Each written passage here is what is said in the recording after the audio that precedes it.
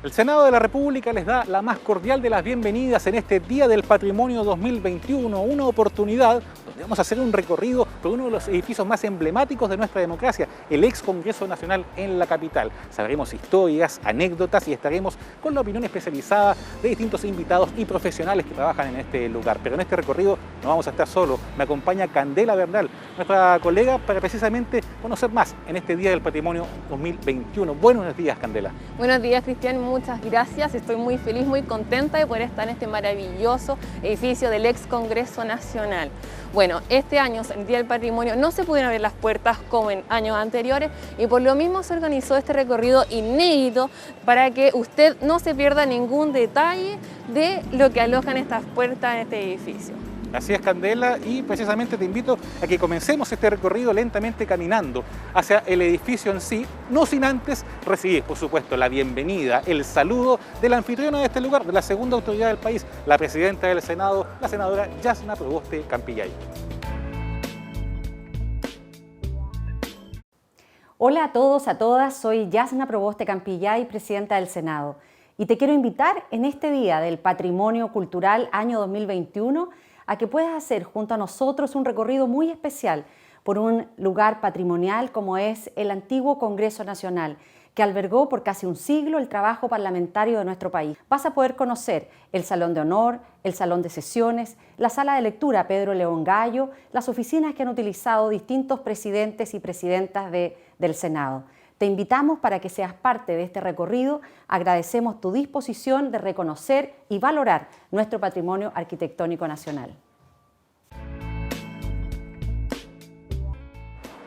Continuamos en la ruta de este Día del Patrimonio 2021 y vamos dejando atrás los jardines del edificio del ex Congreso Nacional con especies de distintas partes del mundo y donde también les voy a contar que la tradición de las comisiones de pórtico y reja, que es algo que continúa en Valparaíso pese al cambio de sede legislativa, nació aquí, en este lugar, donde los parlamentarios daban la bienvenida al jefe de Estado en la comisión de reja, más cerca de la entrada de calle Catedral, y en la de pórtico, aquí, en el sector de las columnas. Ese es un secreto que les dejo a propósito de este Día del Patrimonio. Y ahora sí, los invito a que me acompañen a la antesala de uno de los sitios más emblemáticos de este lugar, el Salón de Honor. Y para ello contaremos con una voz autorizada. Hablamos de Juan Guillermo Prado Ocaranza, quien está precisamente en este lugar y nos va a acompañar con historias porque estamos rodeados de jefes de Estado, estamos con presidentes de la República que hicieron historia en este lugar, además de dos padres de la patria. Juan Guillermo, muy buenos días. Hola, ¿qué tal, Cristian? ¿Cómo estás? Estamos en un lugar que hay que decirle a la gente se ha revalorizado en el último tiempo porque al igual que Valparaíso están los padres de la patria, pero también se ha rendido de alguna forma tributo a mandatarios que hicieron historia en este lugar. ¿Qué nos puedes decir sobre este sitio que es la antesala del Salón de Honor? A ver, partamos por los dos bustos que tenemos acá. Uno de ellos es Bernardo O'Higgins, que fue diputado en el primer Congreso Nacional de 1811. Es importante recalcar que este Congreso tuvo importantes leyes, como por ejemplo fue la libertad de vientres, que fue la primera norma legal que de alguna manera terminó con la esclavitud en Chile. En consecuencia, tuvo el primer Congreso Nacional. Sin embargo, el primer Congreso Nacional fue disuelto por José Miguel Carrera, que lo tenemos en este otro extremo, quien fundó posteriormente el Senado a través del Reglamento Constitucional de 1812, donde se crea el Senado de la República. Ahí había solamente 10 senadores, de los cuales 7 eran titulares y 3 eran suplentes. Ahora bien, los personajes que tenemos acá fueron todos presidentes que estuvieron entre el año 25 y el año 73, o sea, todo el tiempo que rigió la Constitución de 1925, que fue la que reemplazó a la de 1833, que ha sido la Constitución más larga que teníamos en nuestra historia. Estos presidentes, Juan Guillermo, además tienen algo muy particular que podemos contarle a la gente, que es que además todos fueron parlamentarios también en su momento. Todos fueron parlamentarios en su momento, claro. Dos presidentes están acá presentes. Arturo Alessandri, que fue el autor de la Constitución del 25, o el que firmó la Constitución del 25, y Carlos Ibáñez del Campo fueron presidentes por 2 oportunidades, ¿ya? Fueron reelegidos, digamos. Ahora bien, son importantes estos 8 personajes porque comenzamos con Arturo Alessandri y seguimos con Pedro Aguirre Cerda, que es un tipo un presidente muy importante, autor de diversas normas. Sobre todo, él tenía como lema la importancia de la educación, ¿no es cierto? Gobernar es educar. En una época donde el analfabetismo en Chile era muy tremendo. Chile era un país pobrísimo en aquella época. Su ministro de Salud de aquella época era Salvador Allende. Además. Y Salvador Allende hace un análisis de la situación social del país, de la situación sanitaria, y señala que Chile es el país que tiene la mayor cantidad de niños analfabetos, de niños desnutridos, de niños que tienen problemas, de niños que no eran reconocidos por los padres y que eran abandonados. Santiago en aquella época eran multitudes los niños que estaban abandonados, que dormían en la ribera del Mapocho o en cualquier parte. Hay que decir también, Juan Guillermo, que algunos de estos rostros, que la gente puede estar viendo en estas imágenes también, los vamos a ver más adelante también, porque hay otro salón donde exclusivamente se les recuerda, porque algunos tuvieron la dualidad de ser presidentes del Senado y además presidentes de la República. Quería volver un poco sobre las figuras de los próceres de O'Higgins y Carrea, porque hasta el día de hoy hay muchos historiadores que se dividen entre carreístas, o'higginistas, y que además en Valparaíso se ha replicado esto, porque en la entrada de Pedro Montt están las figuras también de O'Higgins y Carrea. Efectivamente. Bueno, la verdad hay alguna tercera tendencia. No hace mucho tiempo atrás, algunos planteaban la necesidad también de reivindicar la figura de Manuel Rodríguez, que no fue parlamentario, pero que se quedó durante todo el periodo de la Reconquista Española y que de alguna manera ayudó, según los historiadores, a la liberación de Chile. Pero bueno, estas dos figuras son fundamentales. O'Higgins tuvo dos constituciones durante su periodo, la de la Constitución del 1818 y la Constitución del año 1822, que duró nada, porque en enero de 1823 O'Higgins abdica y se va a Perú, donde finaliza su vida. José Miguel Carrera, todos saben que tuvo un trágico destino y que fue fusilado posteriormente en Mendoza. Así que, pero estas figuras son importantes por, como señalé, el primer Congreso Nacional, que es el quinto congreso más antiguo del mundo y el más antiguo de América Latina. Ese es un punto importante. Hay que pensar, el primero es la Carta Magna de Gran Bretaña, el segundo le corresponde a Estados Unidos, luego viene Francia, y aquí hay un hecho muy importante. El 24 de septiembre de 1810 se inauguran las Cortes Españolas, que fue el Parlamento Español, que tuvo dos diputados chilenos, que curiosamente los historiadores clásicos han omitido. ¿Y por qué los han omitido? Porque los clásicos eran muy antiespañoles. Y aquí en Chile en 1809 hubo elecciones parlamentarias que solamente no se hicieron en Santiago porque el Cabildo de Santiago tenía problemas con el gobernador de la época, Antonio García Carrasco. Pero hubo elecciones que fueron omitidas han sido omitidas por la gran mayoría de los historiadores. ¿Y esas elecciones para qué eran? Para que Chile enviara a las Cortes de Cádiz, donde se reunieran los primeros parlamentarios españoles y de todas las provincias de ultramar para redactar la primera Constitución española, que fue denominada la PEPA. ¿Y por qué se denominó esta Constitución española la PEPA? Porque fue firmada o promulgada el día 19 de marzo de 1812 y el 19 de marzo tradicionalmente la Iglesia Católica celebra a San José, el Padre de Jesús. Consecuencia, por eso le pusieron los españoles la PEPA a la Constitución. Bueno, nosotros en este edificio, en este recorrido, Juan Guillermo, del Día del Patrimonio 2021, obviamente estamos en la antesala de uno de los, podríamos decir, puntos más altos de este edificio en cuanto a lo que es el recorrido histórico, que es el Salón de Honor. Vamos a dejar un poco esta mezcla de más contemporánea del siglo XX con estos presidentes y del siglo XIX con estos próceres. Recordemos que este edificio funcionó como Congreso Nacional entre 1876 y 1973, de ahí la importancia de mezclar ambos siglos. Y te invito a que pasemos junto a quienes nos ven a el Salón de Honor, uno de los puntos quizás más interesantes y el recinto, si usted me corrige, es Juan Guillermo, más amplio en el recorrido de este inmueble. Es el más grande, el más amplio, el que ha tenido las mayores. Aquí se leía el día 21 de mayo el acta, o sea, el desarrollo del país. Todos los presidentes de la República, alguna vez, hasta el año 73, se dedicaron a rendir cuenta de lo que había ocurrido durante su gobierno. Bueno, muchos de ellos salen en la imagen que estaba precisamente, que estábamos viendo. Todos esos precisamente estuvieron acá. Están haciendo su discurso, ya sea de aceptación, porque acá habían tres ceremonias principales dentro de la normalidad del año legislativo. La apertura de las sesiones, la cuenta pública del 21 de mayo, donde precisamente muchas de esas fotos lo reflejan, y el cierre de las sesiones. Sí, pero la apertura de las sesiones era el 21 de mayo. Que además, a veces coincidía. Pero aquí hay cosas que son notables. Esto fue inaugurado en el año 1901 por el presidente Federico Errázuriz Echaurren. Sin embargo, ¿y por qué fue inaugurado en 1901? Porque antes hubo otro Salón de Honor, pero se quemó. Y junto con quemarse el Salón de Honor, con la presidencia de su padre, Federico Errázuriz Zañartu, ¿qué ocurrió? Se quemó la Biblioteca del Congreso, que es una de las bibliotecas más importantes de nuestro país y tal vez una de las más adelantadas hoy día en materia de tecnología. Y además abierta a la ciudadanía. Aparte que es abierta y que tiene 2 sedes acá en Santiago y otra en Valparaíso. Bueno, junto con el que avanza la biblioteca ocurrió un hecho insólito. Se quemó también el lugar donde estaban guardados los planos y toda la información relativa a este congreso, a este salón de honor y al congreso. Y por ejemplo, si nosotros vemos arriba, ¿no es cierto?, en el borde, vamos a ver que hay una serie de pinturas, pero nadie sabe quién las hizo, ni qué están representando y por qué están ahí. Porque toda esa información se quemó con el incendio que hubo en 1895. Juan Guillermo, vamos a los parámetros principales de lo que la gente ve cuando ingresa en un día del patrimonio normal y corriente a este lugar y precisamente lo introducen a lo que está viendo. Vemos una disposición distinta, está basada en un parlamento muy importante. El Parlamento británico, ya porque están frente a frente. Estos sillones que ustedes ven acá son sillones de cuero de búfalo de agua, que son impermeables, ¿ya? Hay un trabajo de recuperación importante ahí. El búfalo de agua es un animal que prácticamente está extinguido, pero hoy día hay en Europa granjas y lo están reproduciendo, así que yo creo que eso es salvar de la extinción total. Otro hecho fundamental es el cuadro que tenemos ahí. ¿Qué tenemos? Tenemos el descubrimiento de Chile realizado por Pedro Subercaseaux. No digo Fray Pedro Subercaseaux porque en aquella época aún no era sacerdote. Él tiene una historia bastante insólita. Él se casó con una distinguida dama de la sociedad santiaguina, pero de repente se dieron cuenta que ambos, que la verdad que su vida no era para estar casados, sino era para ser sacerdote y ella religiosa.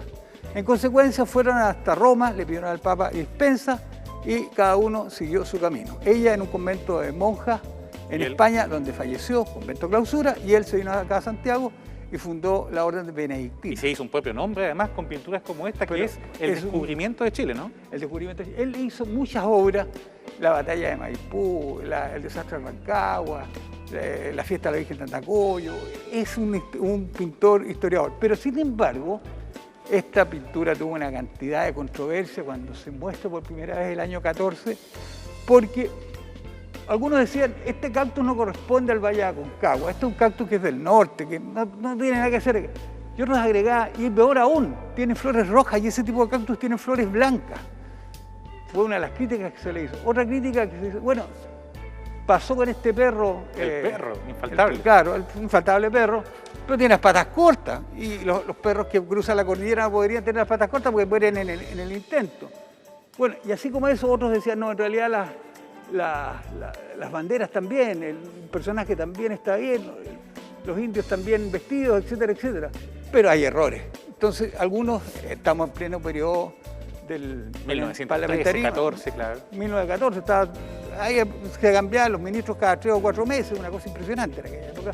Fue un periodo llamado el parlamentarismo, que se acaba con la Constitución de 1925. Bueno, todas esas discusiones que hubo, finalmente se le pidió a la Sociedad Chilena de Historia y Geografía, institución creada precisamente en 1911 y que este año cumple 110 años de existencia.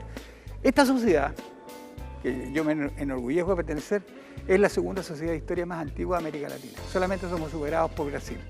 Y los miembros de la sociedad intervinieron. Y ahí había notables personajes como, por ejemplo, el doctor Yoho.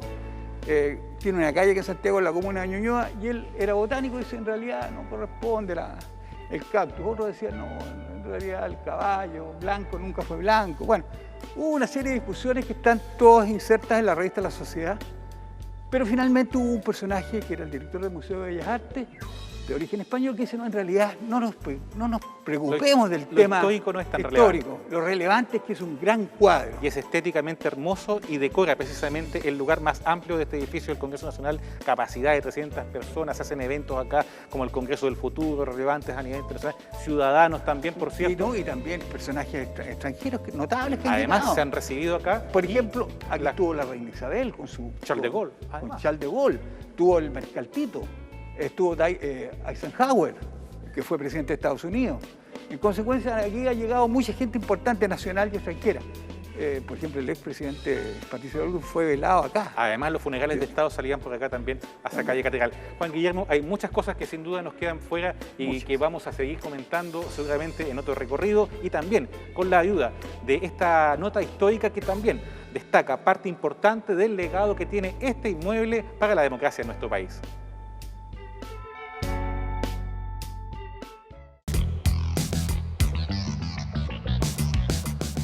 En 2021 se cumplen 210 años de la instalación del primer Congreso Nacional de Chile, el 4 de julio de 1811. Desde entonces y hasta la segunda mitad del siglo XIX, el Congreso sesionó en diversos espacios, como la Real Audiencia, el Tribunal del Consulado y la Iglesia de Santo Domingo en Valparaíso. La idea de contar con un edificio propio llevó a las autoridades de la época a determinar su construcción en 1854, durante el gobierno de Manuel Montt. El sitio elegido fue la manzana de las calles Compañía, Bandera, Catedral y Morandé, en terrenos donde también se ubicaba la iglesia de la Compañía de Jesús. Tras el incendio del templo el 8 de diciembre de 1863, que costó la vida a más de 2.000 personas, el terreno pasó a formar parte de los jardines del futuro Congreso, por entonces en plena construcción. El diseño y la construcción del edificio de marcado estilo neoclásico contó con la participación de destacados arquitectos e ingenieros chilenos, franceses e italianos. Finalmente, tras 22 años de construcción, el edificio se inauguró el 1 de junio de 1876 para la entrega del mensaje presidencial de Federico Errázuriz Zañartu. Desde el comienzo, la sede del Congreso no estuvo exenta de infortunios. Un voraz incendio en 1895 y el gran terremoto de 1906 produjeron cuantiosas e invaluables pérdidas. Luego de diversas etapas de restauración, el año 1910 marcó el inicio del funcionamiento de la sede del Congreso Nacional hasta 1973. A lo largo de este periodo, sus tribunas y salones fueron escenario de la actividad política que delineó la forma del Estado democrático moderno en Chile durante el siglo XX. Tras el golpe de Estado, el 11 de septiembre de 1973, el Congreso Nacional entró en receso y su edificio fue ocupado por el Ministerio de Justicia. Al retornar la democracia, en 1990, la sede legislativa se trasladó a la ciudad de Valparaíso y el edificio de Santiago fue utilizado por el Ministerio de Relaciones Exteriores. En 2006 se selló la restitución definitiva del edificio a las autoridades legislativas. Desde entonces se ubican aquí las sedes de Santiago, del Senado, la Cámara de Diputadas y Diputados y la Biblioteca del Congreso. Además, el Salón de Honor es escenario de actividades públicas como homenajes a figuras destacadas y seminarios nacionales e internacionales como el Congreso Futuro, uno de los encuentros de divulgación científica más importantes del mundo. A partir de junio de 2021, la sede de Santiago del Congreso Nacional volverá a hacer historia cuando se convierta en sede de sesiones de la Convención Constitucional.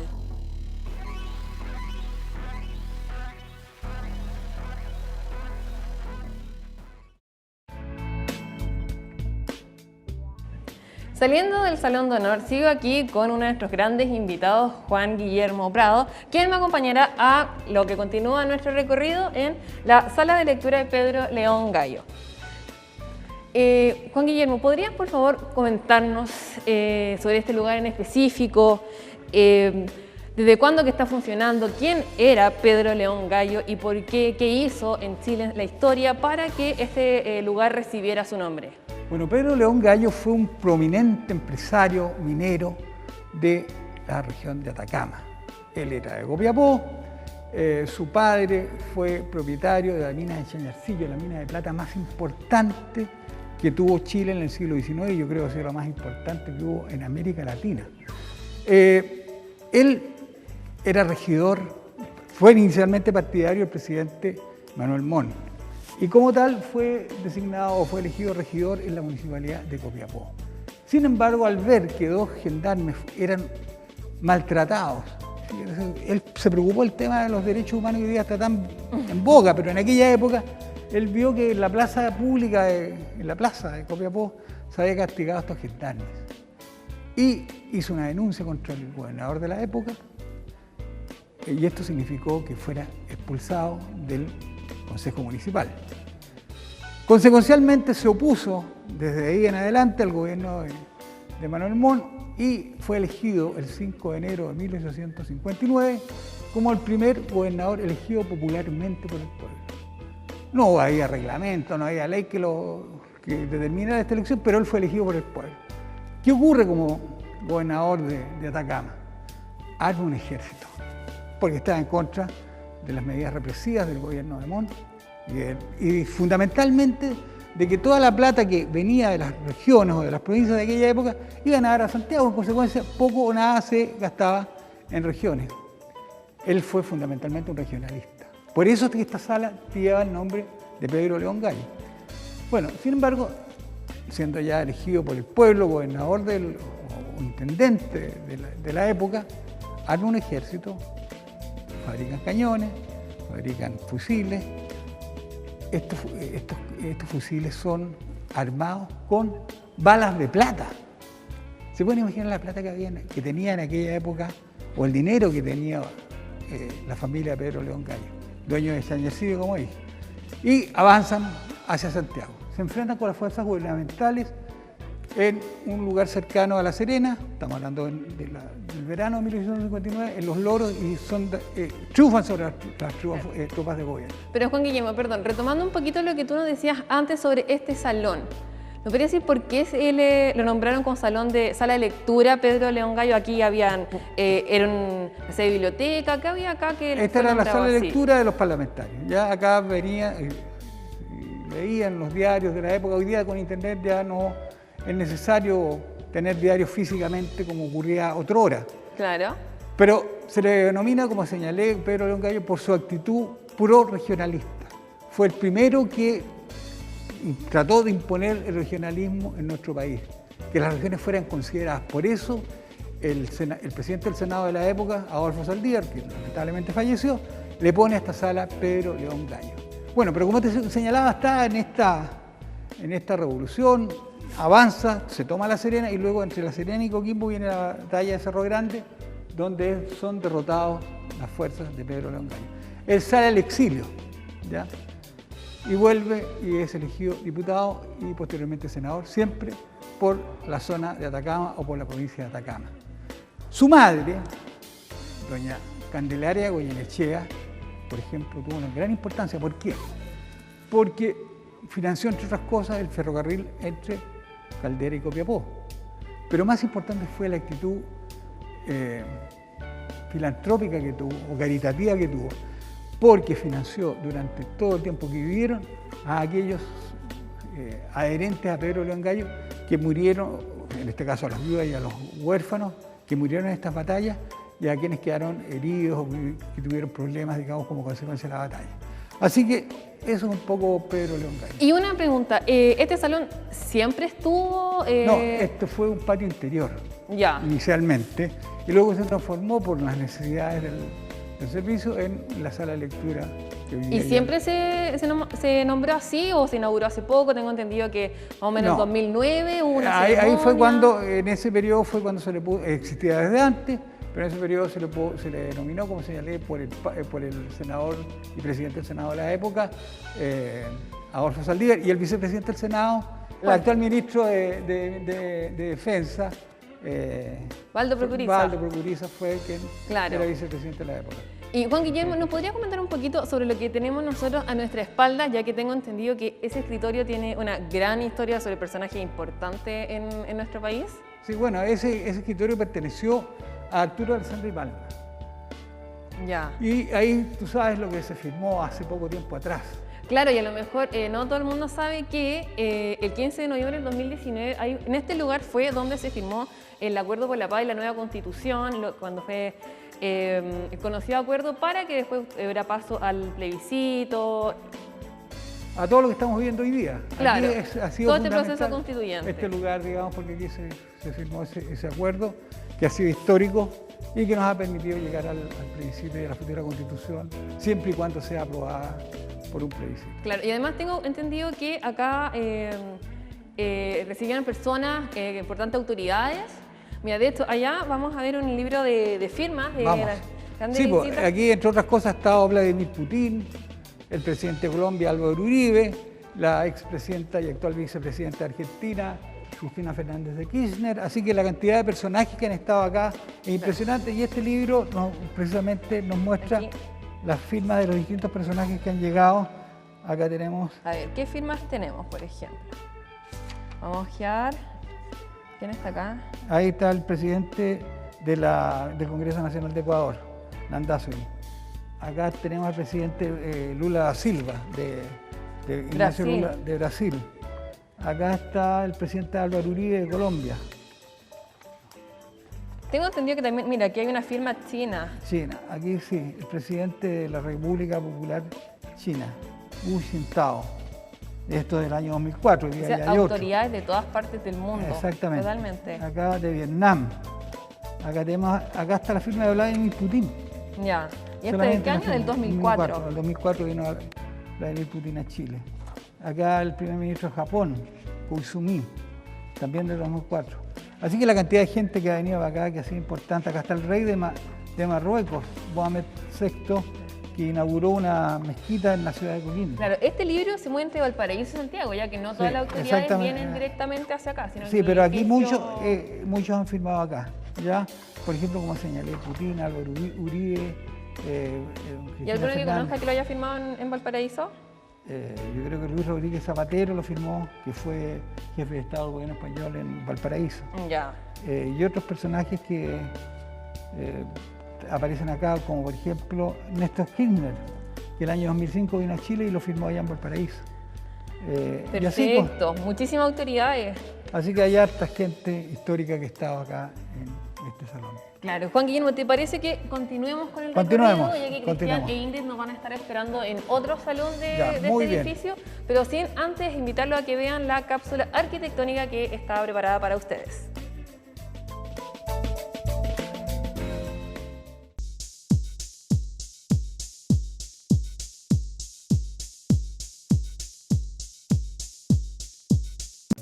En el corazón del barrio cívico de Santiago se encuentra el edificio del antiguo Congreso Nacional, emplazado a 2 cuadras del Palacio de la Moneda y a metros de los Tribunales de Justicia. Con un marcado estilo neoclásico, fue concebido a mediados del siglo XIX y su construcción tuvo una historia bastante accidentada. A la repentina muerte de su diseñador, el arquitecto Claude François Brunet, en 1855 se sumó el abandono de los trabajos, dirigidos por Lucien Henot en 1860 por falta de recursos. Recién 10 años después, el ingeniero Manuel Aldunate retomó la construcción del edificio, que fue concluido por el arquitecto italiano Eusebio Kelly en 1876. El palacio quedó así integrado por una planta cuadrada de 2 niveles, con su ala a poniente destinada al Senado y el ala oriente a la Cámara de Diputados. Entre ambas se emplazó el Salón de Honor. El año 1883 se inauguró en el segundo piso del edificio la Biblioteca del Congreso, hasta donde se accede por una imponente escalera de mármol. La estructura fundamental del edificio es muros de 1 metro de espesor, cimientos de piedra canteada, entramado de techumbre de fierro y madera y pisos de parquet. El mobiliario original es de maderas nobles como caoba y nogal. La ornamentación incluye lámparas y obras de arte adquiridas en Europa, siguiendo el estilo Belle Époque. El registro de pinturas se reúne más de 50 obras visuales, encabezadas por 3 creaciones de gran formato, ubicadas en los principales espacios del edificio legislativo. Se trata del primer Congreso Nacional, de Nicanor González y Fernando Laroche, emplazado sobre la testera del Senado. La primera Escuadra Nacional, de Thomas Sommerscales en la Cámara de Diputados, y la llegada de Almagro a Chile, de Pedro Subercaseaux, que se ubica sobre la testera del Salón de Honor. En el exterior del Congreso destacan los jardines al costado norte y oriente. En este último se ubicó la iglesia de la Compañía de Jesús, donde hoy se erige la estatua Virgen Orante en recuerdo de las víctimas del incendio del templo el 8 de diciembre de 1863. El diseño de las áreas verdes, que incluye bellísimas esculturas francesas e italianas, una fuente de agua y diversas especies arbóreas, como magnolios, palma chilena y jacarandás, estuvo a cargo del paisajista francés Guillermo Renner, quien transformó el Cerro Santa Lucía en paseo público. Gracias a sus méritos arquitectónicos y estéticos, la sede del Congreso Nacional en Santiago fue declarada Monumento Histórico el 28 de junio de 1976.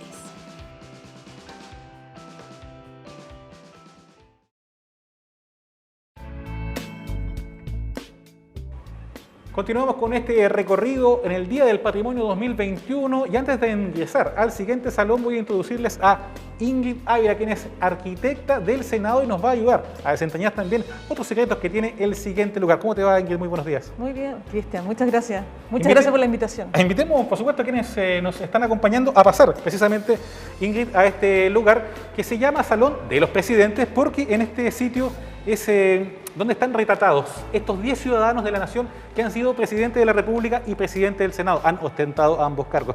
Pero también hay una historia detrás de la recuperación que se ha hecho de este lugar, porque este, Ingrid, por ejemplo, no siempre fue un salón de comisiones o de eventos o de actividades, ¿no? No, este salón tiene mucha historia. Inicialmente se entiende como un salón que era un jardín interior, porque esto, digamos, es un edificio muy cerrado y necesitaba recibir luz natural. Entonces se habilitaba con una vidriera superior que nos permitía iluminar el centro y al mismo tiempo ventilar el lugar. Tiene ventanas por los bordes, si ustedes lo ven. Además, posteriormente se fue generando el salón porque se necesitaban lugares más grandes para reunión y luego de que el Senado se retira aquí el 73, este fue el lugar que se destinó como oficinas para la Cancillería. De hecho, la recuperación que nosotros hicimos fue muy simpática porque eran oficinas individuales. Habían cubículos. Cubículos acá.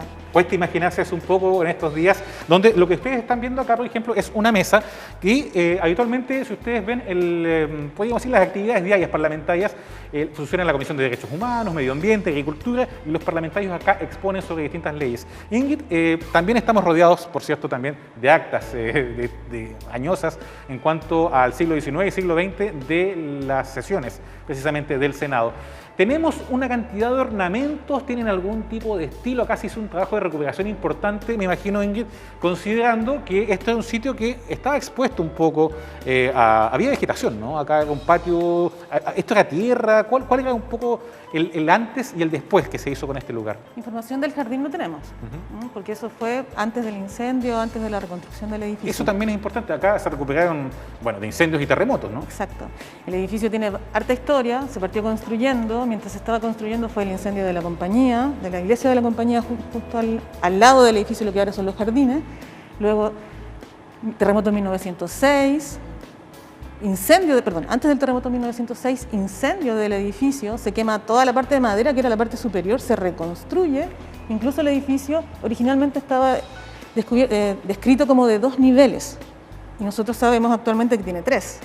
Entonces, al parecer, en esa reconstrucción se le generó este nuevo nivel. Entonces, es muy interesante cómo se fue transformando en el camino. Si bien nosotros pudiéramos subir al entretecho, podríamos ver incluso los tímpanos antiguos, quemados aún, los ladrillos marcados, tirnados, digamos, y los ladrillos nuevos que extendieron más la altura del edificio. Además, con todos esos accidentes, estas tragedias que afectaron a este edificio, digamos que se perdieron los planos originales, lo cual para los arquitectos es una guía esencial al momento de recuperar, ¿no? Claro, claro. De hecho, cuando se reconstruyó, se pensó sobre más o menos lo que se había hecho originalmente, pero finalmente se construyó algo distinto. Ahora quiero hacer una acotación, Cristian. Es que creo que es importante. Este edificio tiene las transformaciones que tiene como la vida en Chile. O sea, la vida en Chile es la vida arquitectónica en Chile, la vida de nuestros grandes monumentos. Es con eso, es con terremotos, es con incendios. La vida de las personas, la vida de la ciudad está muy marcada por ese tipo de eventos, pero al mismo tiempo nos entregan otras fortalezas. Este es un edificio muy, muy fuerte. Estructuralmente es muy importante que podamos decir que ha resistido muchos terremotos. Es uno de los edificios más antiguos que hay en el centro de Santiago. No tiene estructura de hormigón, es ladrillo sobre ladrillo, está estructurada en su propio peso y sin embargo, a pesar de todo eso, muy inteligentemente construido, ha resistido, bueno, las réplicas y los terremotos de un país que todos conocemos. Entonces, en ese sentido, es muy valioso estructuralmente también. Mucha gente lo vino a ver para el terremoto por lo mismo. Y sabes que, Ingrid, tú me das el pie para también insertarlos en el ayer y en el hoy, porque estábamos hablando también fuera de cámara, para que ustedes lo sepan, digamos, con Ingrid respecto al uso cotidiano que tiene. Claro, hay un trajín que tiene este edificio, si ustedes habitualmente siguen las sesiones de comisiones, el trabajo, de actividades ciudadanas que se realizan en este lugar, que le da a un edificio como este un contraste, que es el de la conservación desde el año 76, está reconocido en cuanto a su rol patrimonial, pero en el día a día caramba, acá vemos vasos de café, vemos apuntes, libretas, gente tomando apuntes. ¿Cómo se convive y en qué ayuda, Ingrid, el hecho de que en el día a día se le dé un uso también a este edificio? Bueno, ese es uno de sus valores, finalmente es uno de sus valores. El edificio fue construido, diseñado y construido como Congreso Nacional. Entonces aquí estaba pensado para recibir a la gente. Y una de las cosas de esta reformulación que se hizo posterior ya del 2006, cuando se le vuelve a entregar al Congreso Nacional, es que se abriera a esta ciudadanía y a sus discusiones. Entonces, es un peligro, sí, porque es un patrimonio y porque probablemente si perdemos algún elemento importante, es un elemento que no se va a poder recuperar. Es irrecuperable en algunos sentidos. Pero sin embargo, su patrimonio en sí, la arquitectura patrimonial es un tema, se habita. Por supuesto que muchos lugares están cerrados y uno no los puede a lo mejor habitar, pero en el día a día hay mucho, imagina acá. Este edificio es un edificio patrimonial que se habita, que sigue en su origen, digamos, sigue siendo fiel a su origen y eso le da aún más valor. Es Ingrid, un patrimonio vivo. El tiempo nos acecha y nos quedan tantas cosas que hablar de este edificio. Podríamos hablar de las esquinas, por ejemplo. Brevemente, en las esquinas, por ejemplo, estos arreglos, al igual que en la sala de lectura Pedro León Gallo, dan cuenta de que por dentro había precisamente una caída de agua, ¿no? Claro, una de las cosas en la sala Pedro León Gallo. Y esta sala es que tiene todas las gárgolas y las recolecciones de agua, las bajadas de agua que vienen de los techos del Techos donde además este edificio permite mantenerlo iluminado siempre sin un gasto energético importante. ¿Por qué? El edificio en este instante tiene ya instalados sus paneles solares.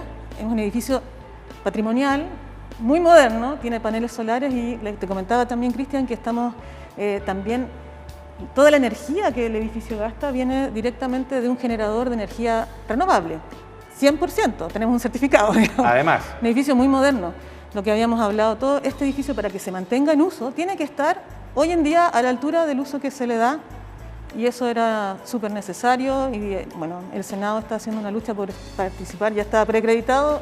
Senado Verde, además, aquí allá en Valparaíso, entonces es uno de los temas importantes. Una mezcla de solemnidad, patrimonio y además de uso diario en cuanto a los elementos democráticos. Estamos en el Salón de los Presidentes, pongámonos en contexto. Saludemos también a quienes nos acompañan en estos retratos de estos 10 ciudadanos que fueron tanto presidentes del Senado como presidente de la República. Francisco Antonio Pinto, José Joaquín Pérez Andonaegui, está Domingo Santamaría González, Ramón Barros Luco, tenemos a Juan Luis Sanfuentes, tenemos a Arturo Alessandri Palma, Eduardo Frei Montalva, Salvador Allende Gossens, Patricio Albuín Azócar y Eduardo Frei Ruiz Tagle. Obviamente vale la mención porque estamos en el salón precisamente que los honra. Le agradecemos a Ingrid Ávila, quien se va a quedar con nosotros de todas maneras para ya ir cerrando este recorrido del Día del Patrimonio 2021, pero antes vamos a una nota con el anecdotario precisamente que también rodea este edificio.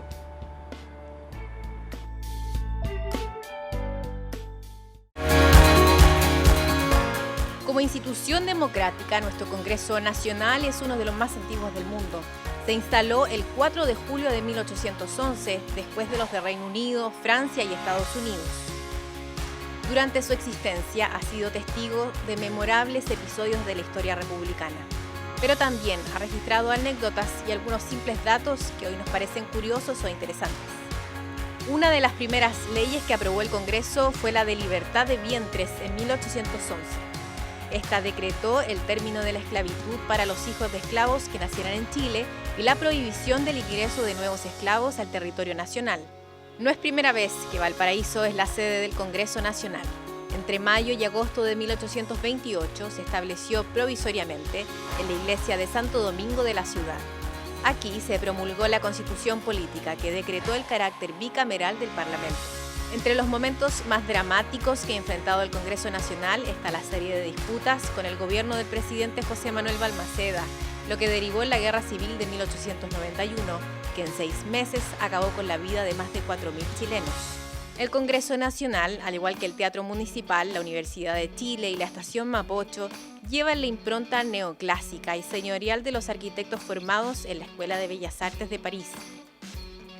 La reconstrucción, hecha luego del incendio que en 1895 destruyó gran parte de la sede de Santiago del Congreso Nacional, es una de las primeras obras de arquitectura hecha en hormigón armado en Chile.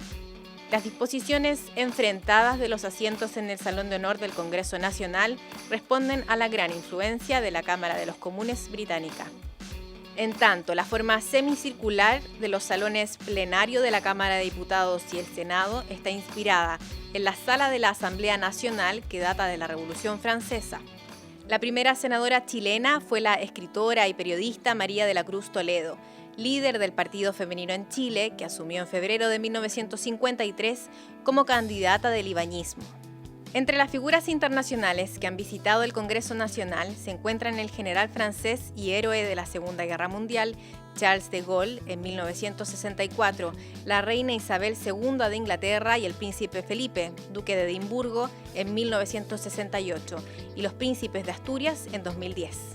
Algunas de las figuras destacadas de la historia de Chile que han ocupado escaños en el Senado son el sacerdote, escritor y político Fray Camilo Enríquez, el político y humanista venezolano nacionalizado chileno Andrés Bello, el abogado, historiador e intendente Benjamín Vicuña Maquena y el poeta y premio Nobel de Literatura Pablo Neruda.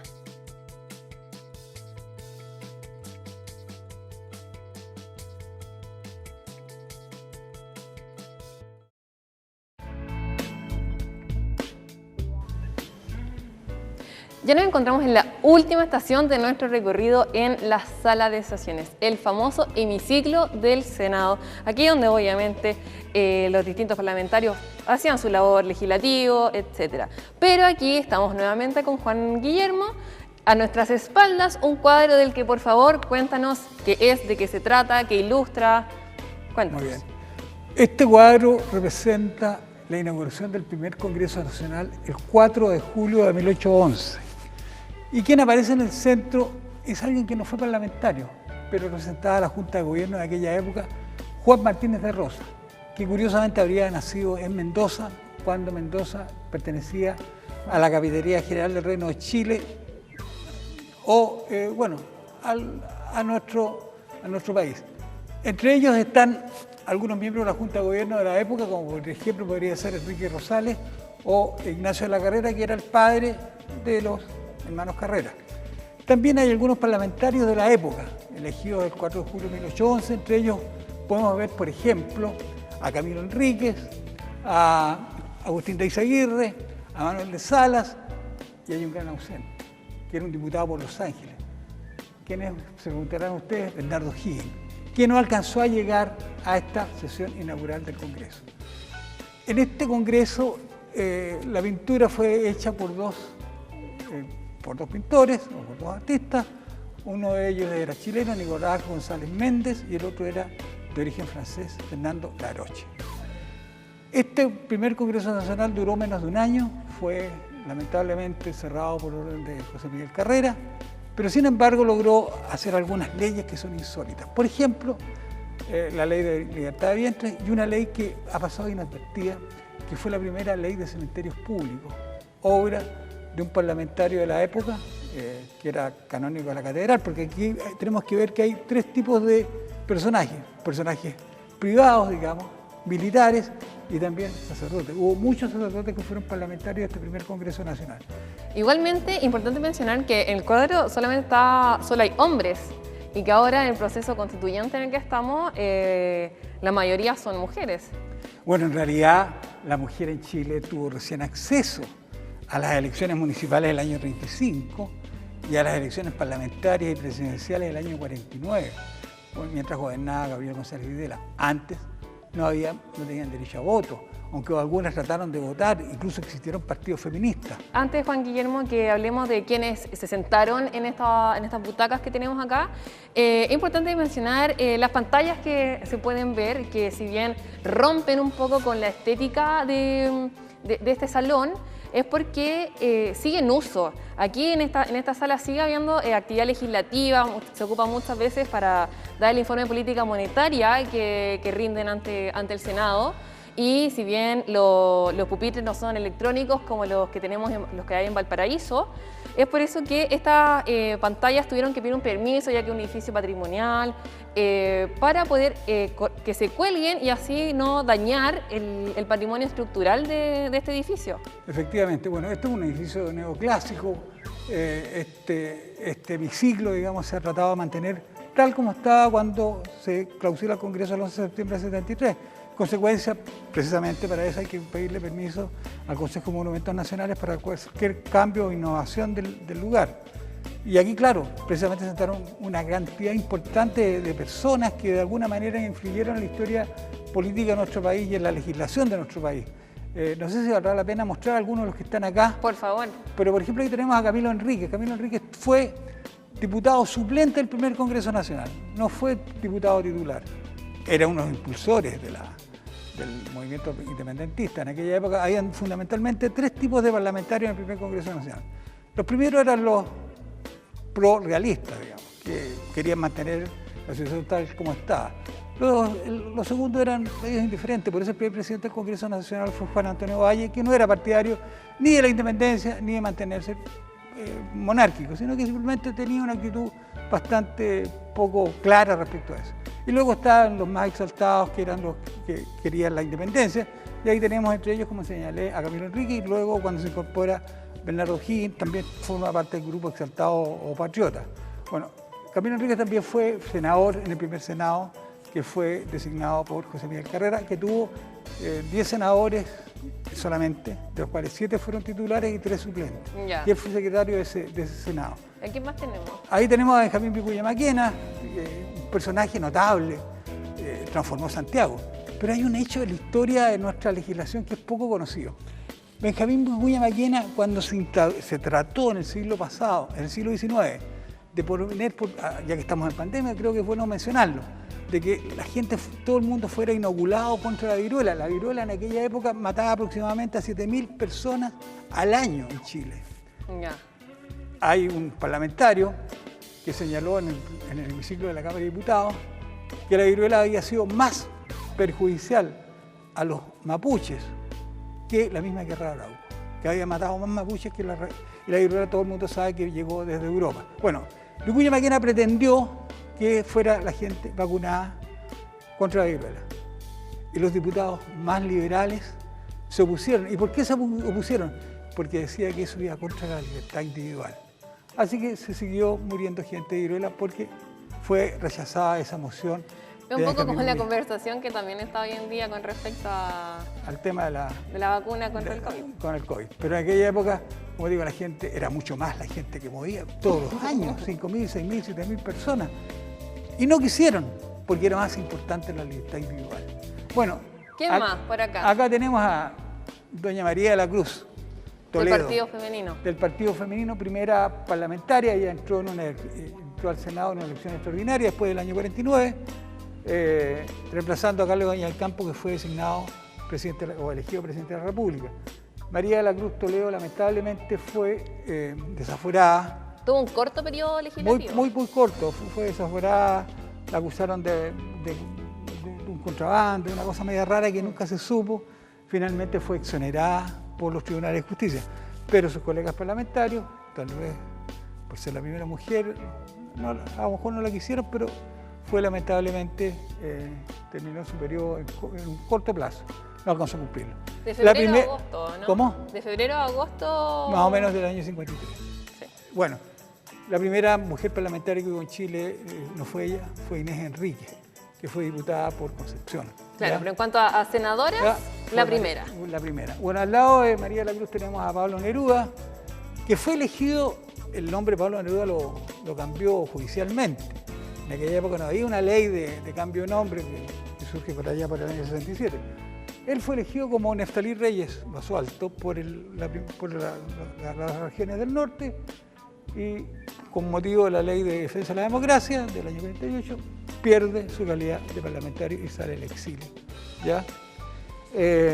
Bueno, luego todos sabemos que fue candidato presidencial, precandidato presidencial el año 70. Bueno, ahí tenemos a Balmaceda, a José Manuel Balmaceda, que en 1891 sufrió una cruenta revolución que tuvo aproximadamente más de 10.000 muertos. Hubo más muertos en esa revolución del año 91 que en toda la guerra del Pacífico, duró 4 o 5 años. Así que fue mucha la gente que muere en esta guerra y hubo 2 batallas fundamentales que estuvieron en la quinta región, la batalla de Concón y la batalla de Placilla. Y por allá tenemos a un personaje que representa al Partido Conservador, Francisco Bulnes Sanfuentes, que fue senador durante largo tiempo, fue una de las figuras más representativas antes del fin de la democracia en el año 73. Así que aquí tenemos una selección de personajes importantes que han estado en este Congreso Nacional. No en esta misma sala, por supuesto, con el caso de Camilo Enríquez, pero María de la Cruz, Pablo Neruda, Balmaceda, estuvieron acá. Bueno, me imagino que las anécdotas y los hechos que pasaron acá deben ser innombrables en cuanto a la historia y hitos que se marcaron en nuestro país. Aquí hay muchos hitos, no se inauguró, no se cerró por primera vez el 11 de septiembre del 73 el Congreso Nacional. El año 25 también se cerró.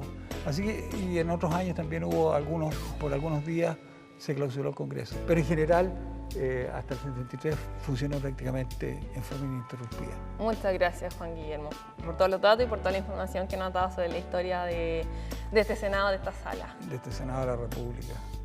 Sin duda quedan muchas más historias que contar en cuanto a los hechos que han ocurrido en este lugar emblemático de nuestra democracia, pero vamos llegando al final de este recorrido del Día del Patrimonio 2021 y le agradecemos a Juan Guillermo, a Ingrid, su compañía y los datos que nos han entregado en este recorrido Candela. Y realmente estamos muy felices de poder haber compartido con ustedes lo que hay dentro de estas paredes, la historia, la anécdota, los detalles para que conozcan un poco más del patrimonio. Ya como dice Cristian, estamos terminando el recorrido y como siempre los invitamos a que sigan viendo las programaciones de TV Senado.